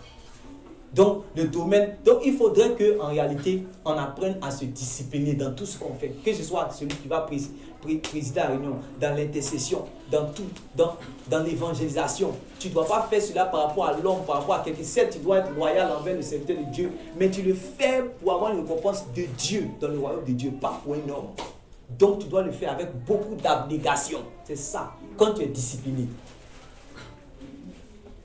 Tu te prépares depuis la maison, quand tu viens même, tu te prépares spirituellement, tu te prépares mentalement, tu te prépares financièrement.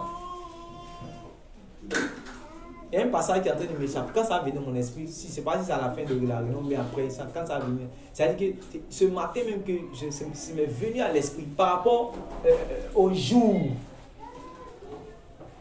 C'est comme si réellement, parce que quand on donne, dit non,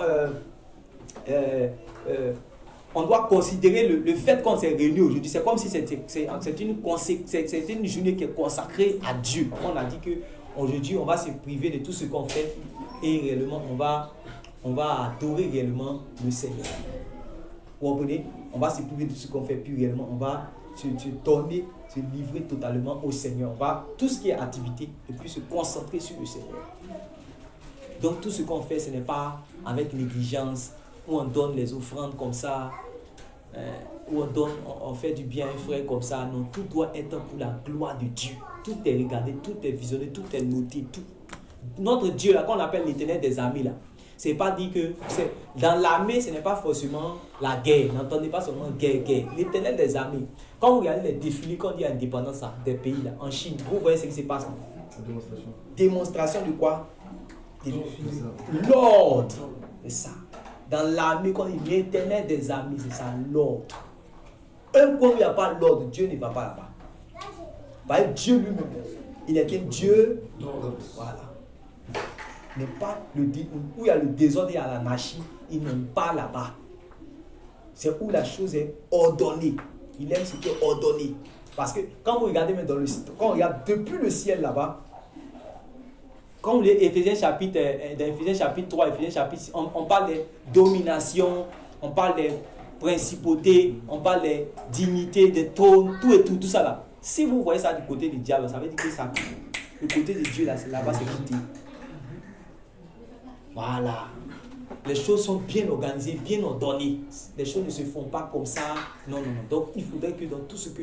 C'est-à-dire que nous donnons à Dieu le meilleur. Donnons à Dieu le meilleur de tout. De notre pensée, de notre cœur, de notre corps, de notre tout. Donnons tout ce qui est meilleur à Dieu. Ne donnons pas ce qui est bizarre. Amen, mes frères. Amen. Réveillons-nous. Celui qui s'amusait réellement à sa vie, qui vivait, il faut qu'il arrête ça à partir d'aujourd'hui.